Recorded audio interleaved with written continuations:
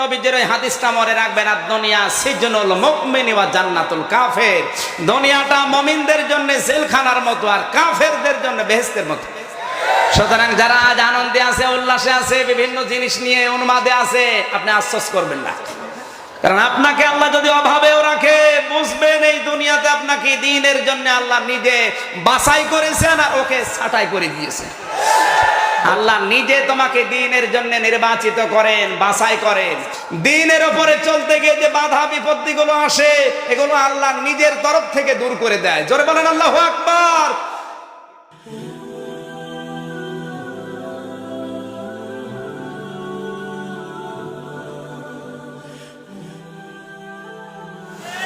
আলহামদুলিল্লাহি রাব্বিল মাশরিকাইনি ওয়া রাব্বিল মাগরিবাইন আল্লাযী খালাকা কুল্লা শাইইন যাওজাইন ওয়া আওজাবা আলাইনাল ইহসানা বিল ওয়ালিদাইন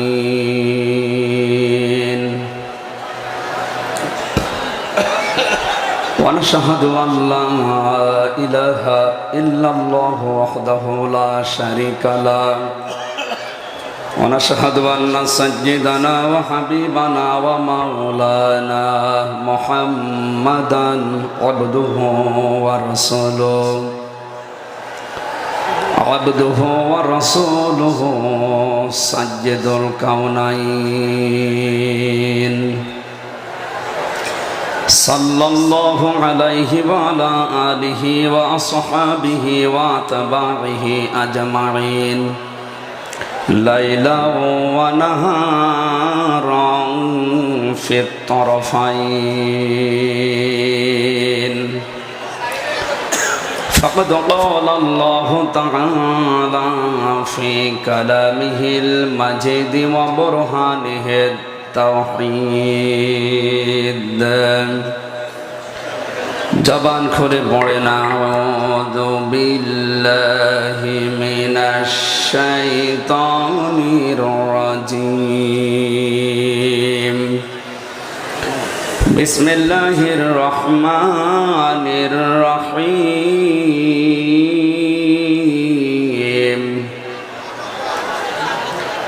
মিনহা خلقناكم وفيها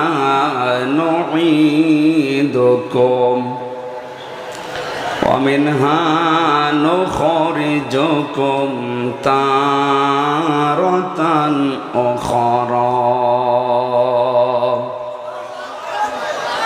صدقت يا ربنا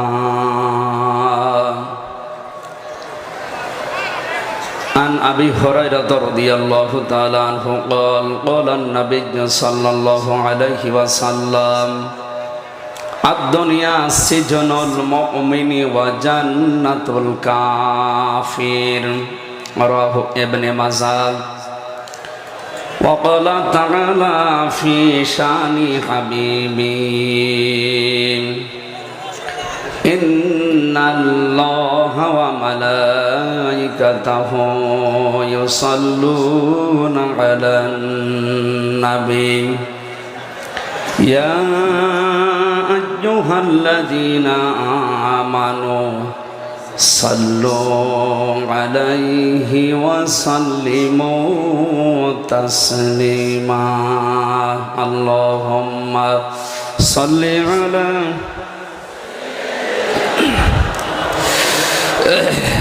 قالوا سبحانك لا علم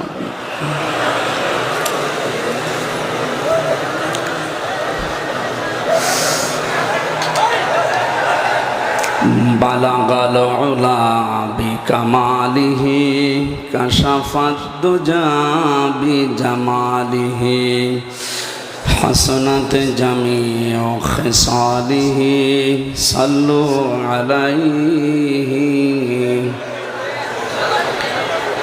হাজারো ব্যথা বেদনার পরে ফিরে আসনি তুমি আপন ঘরে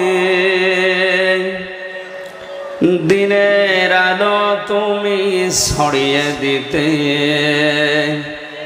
চলে গেলে মদিনায় মক্কা ছেড়ে হে রাসূল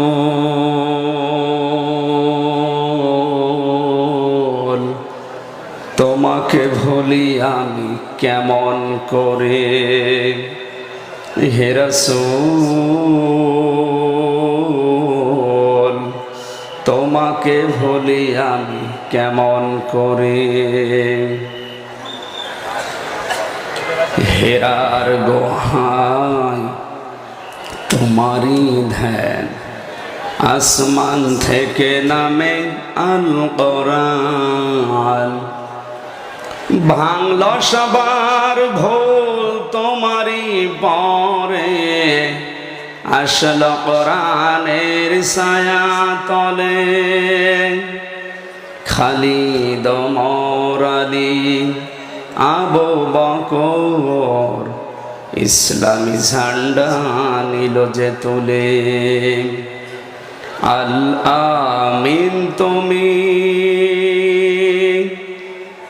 ছিলে চিরদিন সকল মানুষের তরে হে রাসূল তোমাকে ভুলি আমি কেমন করে আলহামদুলিল্লাহ। বাংলাদেশের ঐতিহ্যবাহী জেলা খুলনা ফুলতলা থানার অন্তর্গত বেজেরডাঙ্গা আকিজ ফাউন্ডেশন কর্তৃক আয়োজিত 4 দিন ব্যাপী ঐতিহাসিক মহাবিশ্বের মহাবিস্ময় আমাদের মালিক আমাদের মনিব মহান রব্বুল ইজ্জাত ওয়াল জালালের মুখের পবিত্র বাণী কোরআনে কারীম তাফসীরুল কোরআন মাহফিলের সমাপনী রজনীর স্বনামধন্য সভাপতি বিশিষ্ট ইসলামী চিন্তাবিদ চিকিৎসক গবেষক শ্রদ্ধাভাজন ব্যক্তিত্ব জনাব ডক্টর শেখ মহিউদ্দিন আতালাল্লাহু উমরাহু ওয়া বারাকাল্লাহু ফি হায়াতি জোরে বলেন আমিন। এ মাহফিলে এতক্ষণ পর্যন্ত যারা কথা রাখলেন আল্লাহ রাব্বুল আলামিন আলেমদের কথাগুলো যেন আমল করার তৌফিক আমাদেরকে দান করেন। এখানে কথা বলেছেন আমার আগে মাওলানা আহিয়া তাকি। গত 3 দিন এখানে যারা কোরআনে কারীম থেকে আলোচনা রেখেছেন, প্রথম দিন ছিলেন মাওলানা আবুল বাশার হেলালি, মাওলানা এম হাসিবুর রহমান। দ্বিতীয় দিন এখানে কথা রেখেছেন শাহজালাল বিজ্ঞান প্রযুক্তি বিশ্ববিদ্যালয়ের অধ্যাপক ডক্টর মাওলানা ফয়জুল হক। কথা রেখেছেন মাওলানা শায়েখ জামাল উদ্দিন। গতকাল যারা ছিলেন আন্তর্জাতিক খ্যাতি সম্পন্ন মুফাসসিরে কোরআন মাওলানা তারিক মানওয়ার। কথা রেখেছেন কাল মাওলানা লুৎফর রহমান। আলেমদের কথাগুলো আল্লাহর সঠিকভাবে বোঝার আমল করার তৌফিক আমাদের ভিক্ষা দেন আমিন। এ মাহফিল বাস্তবায়ন করার জন্যে যারা শ্রম দিয়েছেন, বিশেষ করে আকিজ ফাউন্ডেশন এবং তার পরিবারের সদস্য যারা সবচাইতে বেশি খোঁজ খবর নিয়ে পর্যন্ত যিনি নিয়ে আসলেন আকিজ পরিবারের সন্তান বিশিষ্ট শিল্পপতি বড় ভাই জনাব আব্দুল মমিন দামাত বারকাতুহুমুল আলিয়া জোরে বলেন আমিন। এই মাহফিল বাস্তবায়ন করার জন্যে বিভিন্নভাবে যারা সহযোগিতার হাত বাড়িয়েছেন, বিশেষ করে খুলনার মাননীয় এসপি মহোদয়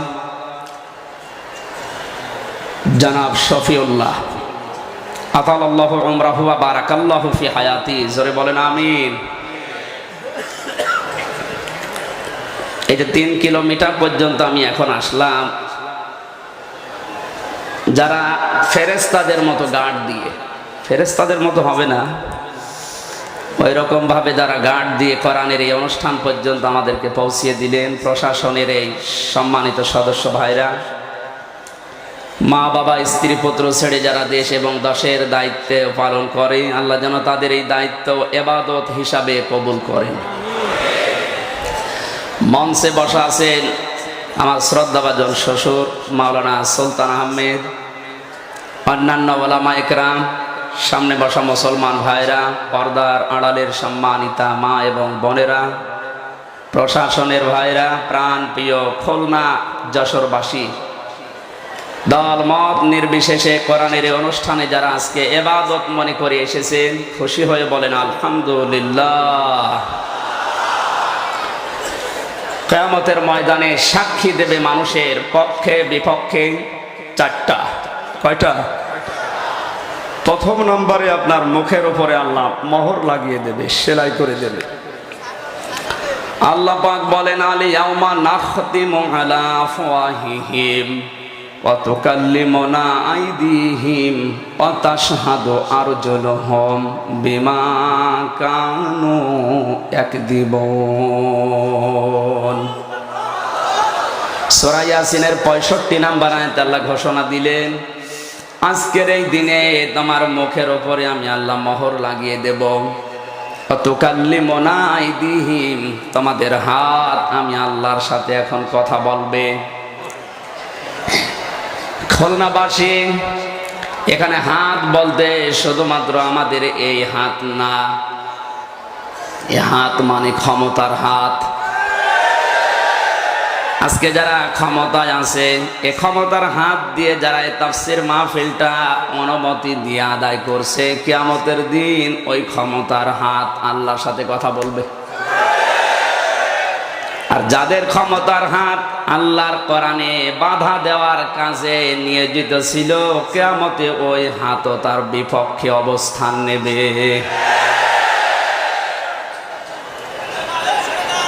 তাশহাদু আরজুলুহুম বিমা কানু ইয়াকসিবুন, তাদের পা আল্লাহর সাথে কথা বলবে, কারণ তারা যা করেছে সবগুলোর জবাব আল্লাহর সামনে দেওয়া লাগবে।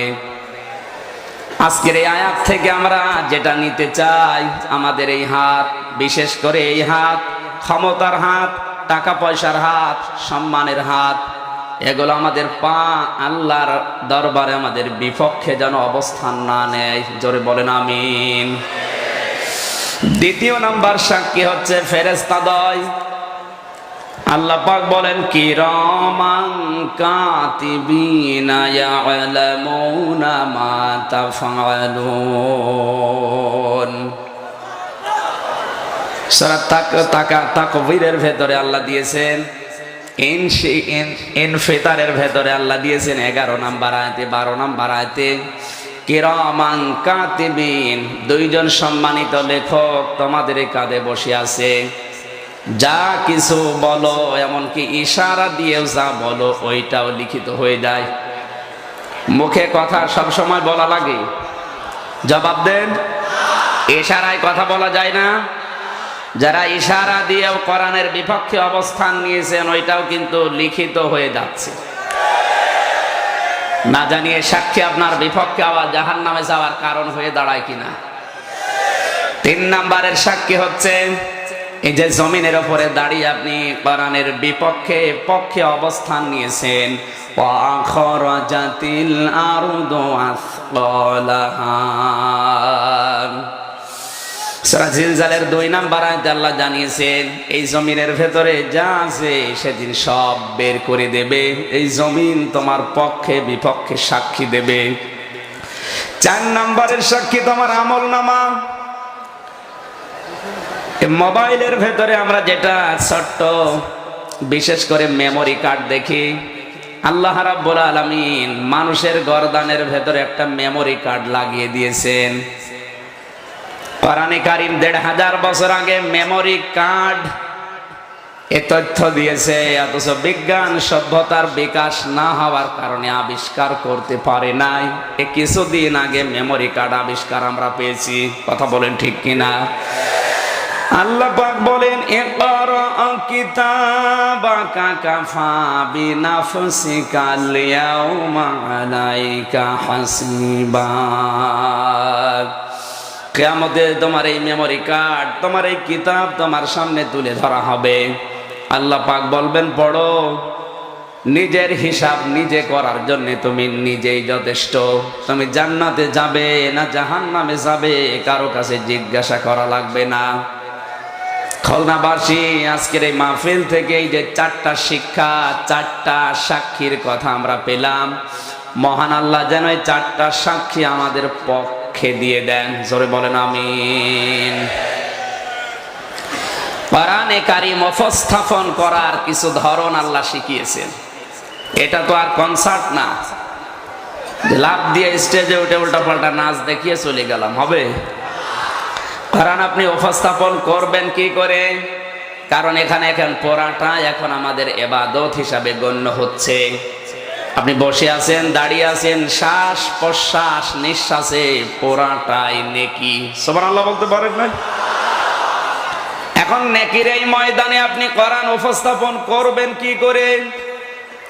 আল্লাহ পাক নবীকে শিখিয়েছেন, কিতাবুন উনজিলা ইলাইকা ফালা ইয়াকুন ফি সাদরিকা হারাজুম মিনহু লিতুনযিরা বিহি ওয়া যিকরা লিল মুমিনিন। জোরে বলেন আল্লাহু আকবার। সূরা আরাফের 2 নম্বর আয়াতে আল্লাহ বলেন, একখানা কিতাব। কয়টা? একখানা। জবান খুলে বলেন, কিতাব কয়টা? একটা। পৃথিবীতে একটাই মাত্র কিতাব, আর যা আছে ওগুলো কিতাবের ব্যাখ্যা। কবরের প্রশ্ন হবে কয়টা? 4টা। প্রথম নম্বরে আপনাকে জিজ্ঞাসা করবে, মার রব্বুকা। আপনি যদি বলেন রব্বি আল্লাহ, আমার রব আল্লাহ। মা দিনুকা, তোমার দিন কি? যদি জবাব দিতে পারেন দীনুন আল ইসলাম, আমার দিন আমার জীবন ব্যবস্থা ইসলাম। 3 নম্বরে জিজ্ঞাসা করবে, হাজার মান হাজার রাজুল, এই লোকটাকে। আপনি যদি বলতে পারেন হাজা নাবিয়্যুনা মুহাম্মাদুর রাসূলুল্লাহ সাল্লাল্লাহু আলাইহি সাল্লাম, ইনি তো আমাদের নবী মুহাম্মাদুর রাসূলুল্লাহ। এই 3টা প্রশ্নের জবাব যদি কেউ দিতে পারে, সঙ্গে সঙ্গে ফেরেশতা জিজ্ঞাসা করবে এটা পেলে কোথায়? 4 নম্বরে প্রশ্নের জবাবে আপনাকে বলা লাগবে আমি কোরআনে পেয়েছি। এখন যদি আপনি কোরআন না জানেন তো জবাব দিতে পারবেন? বলেন। আমার মনে হয় এই কথাটার জবাব যেন আমরা জোগাড় করতে পারি, এই কথাটার উত্তর যেন তৈরি করতে পারি। এই জন্য বাংলাদেশে যত দিন হাসপাতাল আছে, প্রত্যেকটা জায়গার ডাক্তার শেখ মহিউদ্দিন কোরআনে কারিমের শিক্ষা মাস্টার, হুজুর, শিক্ষক, মুআল্লিম যাই বলেন, তাদেরকে তিনি নিজের টাকা দিয়ে কোরআনে কারিম শিক্ষা দেওয়ার জন্য সহজ করে দিয়েছেন। এটা বাংলাদেশে শুধু 8 দিন ছাড়া কোনো হাসপাতালে আমি পাইনি।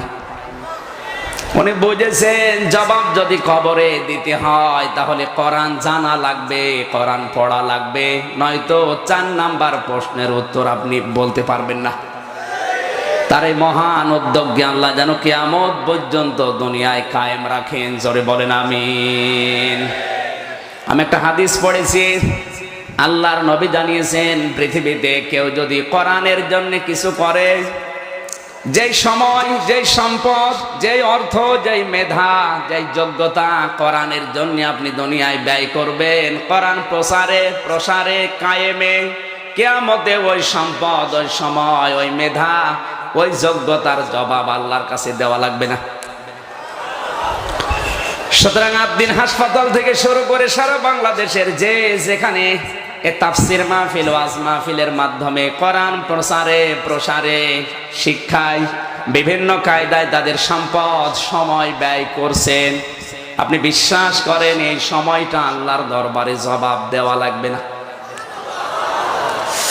মুসাফির অবস্থায় আছে, লক্ষ লক্ষ মানুষ নিয়ে মুহূর্তে দোয়া করছি, মালিক কিয়ামতের ময়দানে আমরা দুনিয়ায় যতদিন বেঁচে আছি পুরা জীবনটায় কোরআনের পেছনে ব্যয় করার তৌফিক দাও, যেন তোমার সামনে দাঁড়িয়ে জবাব দেওয়াই না লাগে। জোরে বলেন আমিন। তাহলে কিতাব কয়টা? বলেন। এই একখানা কিতাব আপনাকে দিয়েছি।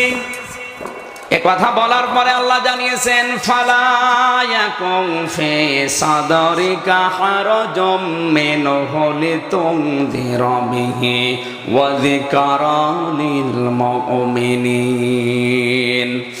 হে নবী, এ কোরআন দিয়ে যখন আপনি মানুষদেরকে সতর্ক করবেন, এ কোরআন দিয়ে যখন মানুষদেরকে উপদেশ দেবেন, তখন আপনার মনের ভেতরে যেন কোনো ভয়, ভীতি, দ্বিধা, দ্বন্দ্ব, সংশয়, সন্দেহ, সংকোচ এগুলো কাজ না করে।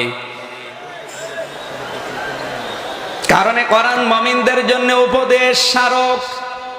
এখানে আমরা দুইটা বিষয় পেয়েছি, একটু খেয়াল করেন। এদিকে এদিকে আছেন, এদিকে আছেন। হারাজন শব্দের ব্যাখ্যায় আমরা দুইটা বিষয় পেয়েছি।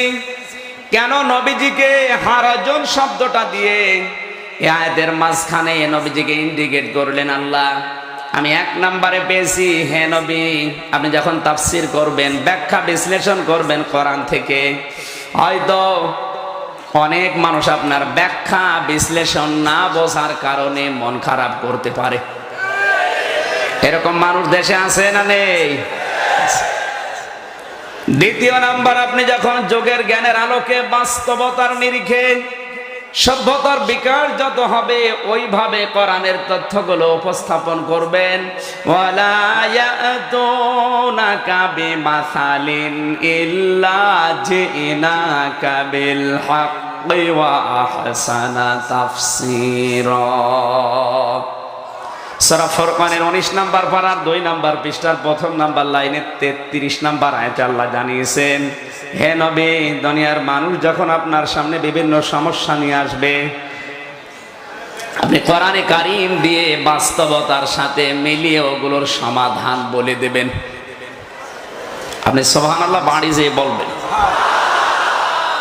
সুতরাং 1200 বছর আগে কি হয়েছে ওইটা না, এখন কি দরকার কোরআন দিয়ে ওইটা বলা লাগবে। কথা বলেন। বিশ্ব নবীকে আল্লাহ জানিয়েছেন, ওয়ালা ইয়াতুনাকা বিমাসালিন ইল্লা জিনাকা বিল হাক্কি ওয়া আহসানা তাফসীরা। একালিপ টান আছে, দিলেন টানটা। কারণ কোরআনে কারীম 1500 বছর আগে নাজিল হওয়ার সময়ে তথ্য কোরআনে ছিল, হয়তো সভ্যতার বিকাশ না হওয়ার কারণে ওগুলো মানুষ জানে নাই। কিন্তু দিন যত যাবে মানুষের শরীরের ভেতরে এমন কিছু নিয়ম নীতি আছে, এমন কিছু তথ্য আল্লাহ লুকিয়ে রেখেছে। সানুরিহিম আয়াতিনা ফিল আফাকি ওয়া ফি আনফুসিহিম ইলা আখিরি আয়াত। সূরা হামিম সাজদার শেষের দিকে আল্লাহ জানিয়েছেন, হে নবী, অতি শীঘ্রই আপনার শরীরের ভেতরে এবং দিক দিগন্তে যেগুলো ছড়িয়ে আছে, এই তথ্যগুলো আমি আল্লাহ সভ্যতার বিকাশ যত ঘটবে মানুষের সামনে উপস্থাপন করে দেব। কারণ হচ্ছে কোরআনের যত তথ্য আমি আল্লাহ দিয়েছি এগুলো যেন সত্য প্রমাণ করতে পারি। জোরে বলেন সুবহানাল্লাহ। এই জন্য বিশ্বনবীকে আল্লাহ জানিয়েছেন, আপনি যখন সঠিকভাবে কোরআনের তাফসীর, ব্যাখ্যা, বিশ্লেষণ যুগের জ্ঞানের সাথে তুলে ধরবেন, তখন দেখবেন প্রচলিত সমাজের নিয়ম নীতির সাথে কোরআনের নিয়ম মিলছে না। কারণ আবহমান কাল থেকে অনেক নিয়ম এই বাংলাদেশে মানুষ ইবাদত মনে করে পালন করে আসছে, অথচ ওগুলো ইবাদত না। আমার এই দৃষ্টিতে প্রায় 35টা অলরেডি ধরা পড়েছে যেগুলো বাংলাদেশে মানুষ ইবাদত মনে করে পালন করে, ওর কোনো দলিল নেই, বিনা দলিলে চলছে। আপনি যখন কোরআনের তাফসীর করতে যাবেন, ব্যাখ্যা করবেন, বিশ্লেষণ করবেন, তখন ওই বিষয়গুলো তো মিলবে না।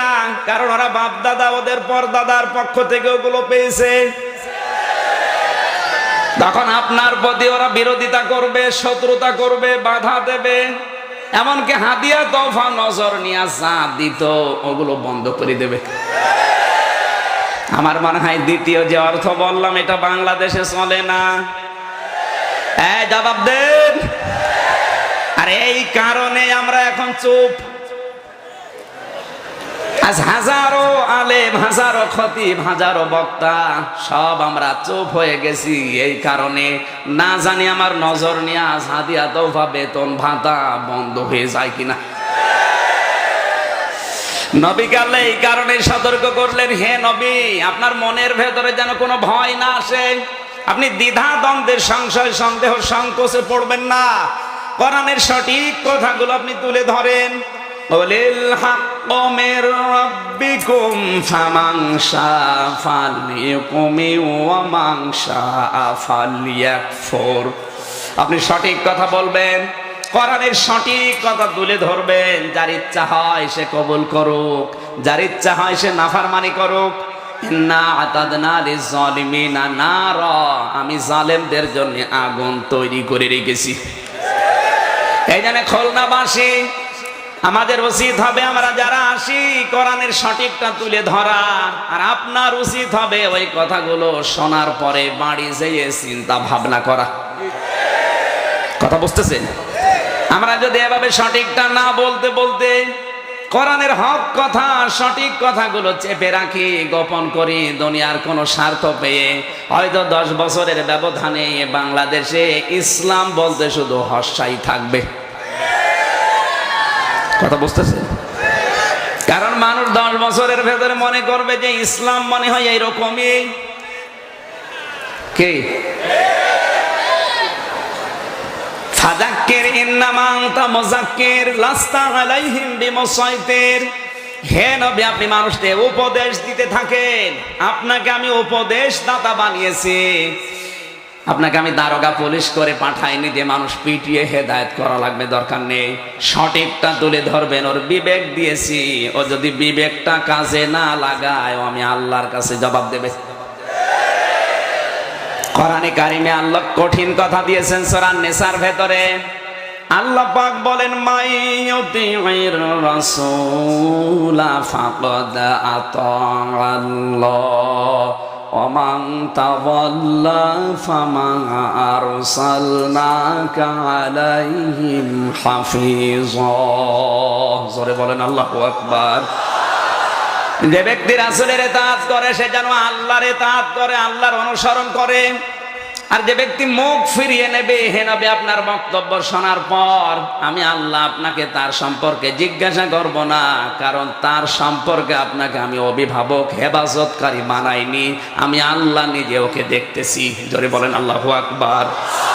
এই জন্য আমরা যারা কোরআন প্রচার করতে আসবো, আমরা দায়ী, আমাদের উচিত হবে কোরআনের সঠিক তথ্যটা তুলে ধরা। আর যারা শুনবে তাদের দায়িত্ব আল্লাহ নিজে দিয়েছেন। ওয়া আনজালনা ইলাইকাল যিকরা লিতুবাইয়িনা লিন-নাসি মা নুজিলা ইলাইহিম ওয়া লাআল্লাহুম ইয়াতাফাক্কারুন। সূরা নাহাল 14 নম্বর পারা 11 নম্বর পৃষ্ঠা 4 নম্বর লাইনের 44 নম্বর আয়াতের শেষের দিকে আছে। আল্লাহ পাক বলেন, হে নবী, এই জিকির, এই কোরআন আপনার উপরে আমি নাযিল করলাম লিতুবাজ্জিনা লিন-নাস, আপনি জীবিত মানুষদের সামনে কোরআন ব্যাখ্যা করবেন। কাদের সামনে? আরো জোরে বলেন। লিন-নাস দিয়ে আল্লাহ জানিয়েছেন যাদের জীবন আছে তাদের সামনে কোরআন প্রচার করা লাগবে, ব্যাখ্যা করা লাগবে, বিশ্লেষণ দেওয়া লাগবে। দুঃখজনক হলো সত্য, 96% এই মুসলমানের দেশে আজ জীবিত মানুষদের সামনে কোরআন পড়া যায় না, কোরআন বোঝানো যায় না। কোরআন পড়বেন, মানুষ মরে গেলে পড়েন। এই দেশে যারা কোরআনের তাফসীর মাহফিল গুলো বন্ধ করে, ওদের বাবা মারা গেলে আমারে ডেকে বলবে, হুজুর কোরআন পড়িয়ে দেন। আরে বেটা, তোর বাবা তো মরে গেছে, এখন পড়ে করবো কি? যতদিন জীবিত ছিল ততদিন যদি কোরআন শোনাতেন, কোরআনের উপরে চলতো, তাহলে আজ আর কোরআন পড়া লাগতো না। এ কোরআন তার পক্ষেই সাক্ষী দিয়ে জান্নাতুল ফেরদাউসে পৌঁছিয়ে দিত। জোরে বলেন ঠিক কিনা? এই জন্য এখানে লাম শব্দটা আছে, লিতুবাজ্জিনা লিন-নাস। আপনি যখন প্রচার করবেন, বক্তব্য বিবৃতি দেবেন, তখন আপনার সামনে যেন জীবিত মানুষ থাকে। কারা? জীবিত। আপনারা জীবিত না মরা? এই জন্যই তো সমস্যা। মরা হলে অসুবিধা ছিল না। জীবিত মানুষদেরকে আলহাজ আব্দুল মমিন কোরআন শোনাতে চায়, আয়াতটা উনি জানে এই কারণে। অথচ মুসলমানের দেশে আজ হাজারো বাধা বিপত্তি উপেক্ষা করে মানুষ কোরআন শুনতে আসে। উনি কি মাহফিলটা ব্যবসা হিসাবে নিয়েছে? ওনার ব্যবসা করার আলাদা জায়গা আছে, জায়গা নেই? এখান থেকে শুরু করে ওই সেই অভয়নগর পর্যন্ত পুরা ব্যবসা করে খাচ্ছে। এইটা ব্যবসার জন্য দেয়নি, আমি যতটুকু জানি এটা দিয়েছে তার মরহুম বাবা আলহাজ শেখ আকিজউদ্দিন, তার রুহের মাগফিরাত কামনায়। তারা সন্তানাদি আছে 15 জন, 15টা ভাই বোন। তারা হয়তো সবাই ব্যস্ততার কারণে আসতে পারে না। লক্ষ লক্ষ মানুষের বিভাগ থেকে আসে, কোন মানুষের দোয়া আল্লাহ কবুল করে বলা যায় না। কথা বলে না কেন? আর মুসাফির আসে যেহেতু হাজার হাজার, এখানে মুসাফিরের দোয়া আল্লাহ ফেরত দেয় না। সুতরাং তার বাবা যেন একটু শান্তি পায় কবরে, এই কারণে এই 30-32 লাখ টাকা খরচ। আপনি দেখেছেন সামনে দিয়ে, আমি তো প্রথমে যখন প্রবেশ করলাম মনে হচ্ছে মসজিদ। আমি ভারতে বিভিন্ন অনুষ্ঠানে যে দেখেছি ওরা কোরআনের মাহফিল গুলো এরকম করে সাজায়। জিজ্ঞাসা করলে এত টাকা খরচ করো কোরআনের অনুষ্ঠানে, বলে দেখেন কোরআন প্রসারে এই মাহফিলটা ভূমিকা পালন করে। কোরআনের পেছনে যদি খরচ না করি টাকা খরচ করব কোথায়? আজকে আমি আসার সময় আমার মনটা ভরে গেছে, এত সুন্দর করে মানুষ কোরআনের মাহফিল সাজাতে পারে। আল্লাহ পাক বলেন আমি নিজের সৌন্দর্যকে পছন্দ করি। আজকে যেন এই সৌন্দর্যটা কোরআনের ইজ্জতে আল্লাহ কবুল করে নেন।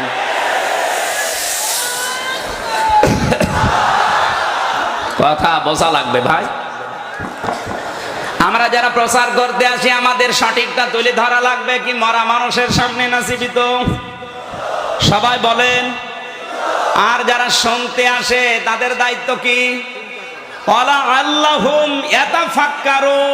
এই কথাগুলো শোনার পরে মস্তিষ্ক নিয়ে বাড়ি যাবেন, ঠান্ডা মাথায় চিন্তা ভাবনা করবেন যে আমির হামজা কি বলেছে কোরআন দিয়ে আমি ওগুলো মানি কিনা।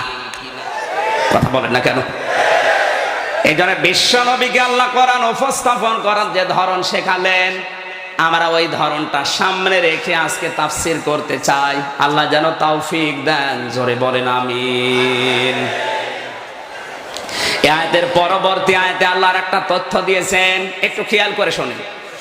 ইত্তাবিউ মা উনজিলা ইলাইকুম মির রাব্বিকুম ওয়া লা তাত্তাবিউ মিন দুনিহি আউলিয়া কলিলাম মা তাযাক্কারুন।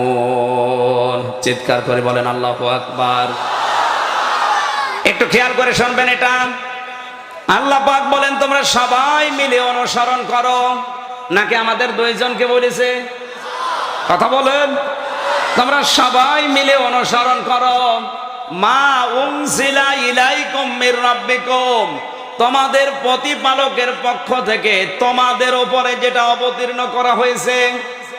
খুলনাবাসী আমরা সবাই জানি আমাদের মালিকের পক্ষ থেকে যেটা অবতীর্ণ হয়েছে আমাদের উপরে, তার নাম আরো জোরে বলেন। সুতরাং অনুসরণ করতে হবে কি একা একা না সবাই মিলে? হযরত ইব্রাহিম আলাইহিস সালামকে আল্লাহ পাক যেদিন আদেশ দিয়েছিলেন যে সন্তান জবাই করো, তিনি ইসমাইলকে নিয়ে জবাই করার জন্য মিনার ওই প্রান্তে দাঁড়িয়ে যখন জবাই করবেন, আল্লাহ সঙ্গে সঙ্গে ডাক দিয়েছিলেন ফালাম্মা আসলামা ওয়া তাল্লাহু লিল জাবিন ওয়া নাদাইনাহু আইয়া ইব্রাহিম। এখানে যাদের আলেম আছেন তাদেরকে বলছি ফালাম্মা আসলামা, 1 বছর না 2 বছর? 2 বছর। 2 বছর দিলেন কেন? আল্লাহ তাআলা বলেন ফালাম্মা, অতঃপর যখন আসলামা দুইজনেই এগ্রি হয়েছে, রাজি হয়েছে, আল্লাহর বিধান পালন করার জন্য দুজনে বাবার বেটা যখন এগিয়ে এসেছে, তখনই আল্লাহর বিধান পালন করা তাদের দ্বারা সম্ভব হয়েছে। ইব্রাহিম আলাইহিস সালাম যদি বলতেন আমি আল্লাহর বিধান কায়েম করব, ইসমাইল নবী যদি বলতেন না আমি জবাই হব না, তাহলে আল্লাহর বিধান পালন করা হতো? কথা বলে না কেন? ইসমাইল নবী যদি বলতেন আমি জবাই হব, ইব্রাহিম নবী যদি বলতেন না আমার সন্তান একটা ৮০ বছর বয়সে পেয়েছি আমি জবাই করব না, আল্লাহর বিধান পালন করা সম্ভব হতো? ঠান্ডা মাথায় কথাটা বলছেন তো। কেন তাফসীর মাহফিলে এই কথাটা তুলে আনি এবার বলছেন? আজ অনেকেই মনে করে যারা টুপি মাথায় দেয়, দাড়ি মুখে রাখে, এরা চেষ্টা করলেই বাংলাদেশে ইসলাম মনে হয় কায়েম হবে। সম্ভব না। আল্লাহ আসলাম মা দিয়েছেন। এদেশে যারা দায়িত্বে আছেন, আমাদের বাবা, আমাদের অভিভাবক, বিশেষ করে এখন আমি হিসাব করেছি বাংলাদেশে ১৭৩৪ জন মানুষ মেন দায়িত্বে আছে। আমাদের জননী প্রধানমন্ত্রী শেখ হাসিনা থেকে শুরু করে এই ফুলতলার উপজেলা চেয়ারম্যান পর্যন্ত ১৭৩৪ জন মানুষ যখন ইব্রাহিম আলাইহিস সালামের ভূমিকায় অবতীর্ণ হবে, আল্লাহর বিধান কায়েম করতে চায়, আমরা ১৭ কোটি জনগণ যারা, আমরা যদি ইসমাইল নবীর ভূমিকায় অবতীর্ণ হয়ে যায় যে আমরা আল্লাহর বিধান কায়েম করতে সাহায্য করব, এই দেশে তখন ইসলাম কায়েম হতে আর দেরি হবে না।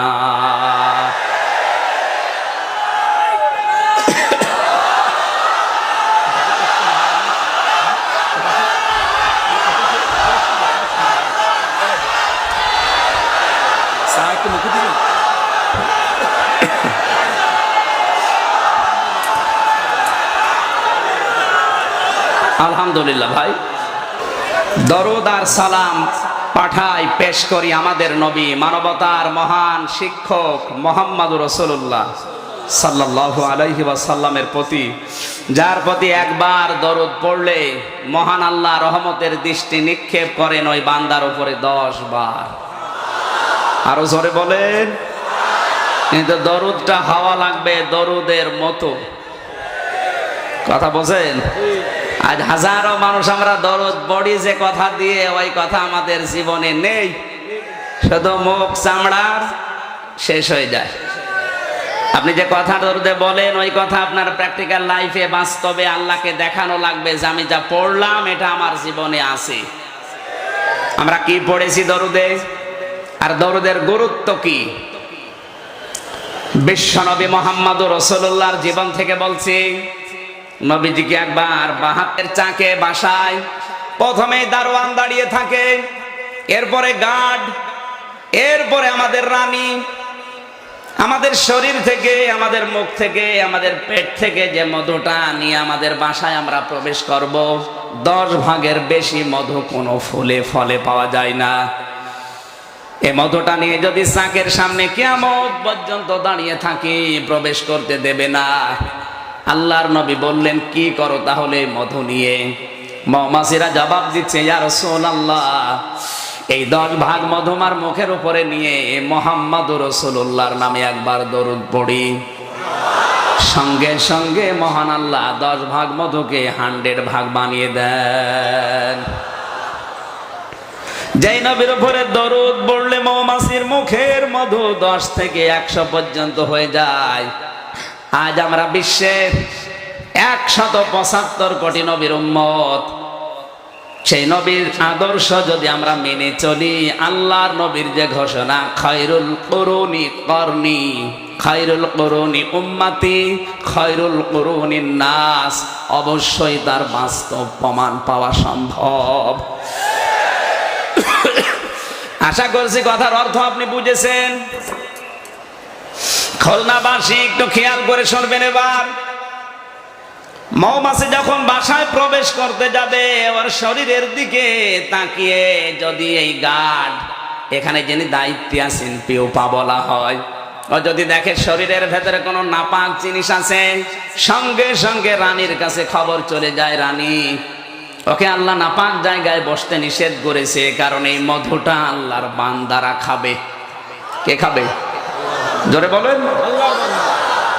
আল্লাহর বান্দাদের শরীরের ভেতরে পেটের ভেতরে কোনো হারাম নাপাক জিনিস যেন না যায়, এই জন্য আল্লাহ মৌমাছিকে 3টা জায়গাও বলে দিয়েছেন, যেখানে সেখানে ওরা বাসা বাঁধে না। দেখবেন ওয়াওহা রাব্বুকা ইলান নাহলি আনিত্তাখিযি মিনাল জিবালি বুয়ুতা ওয়া মিনাশ শাজারি ওয়া মিম্মা ইয়ারিশুন।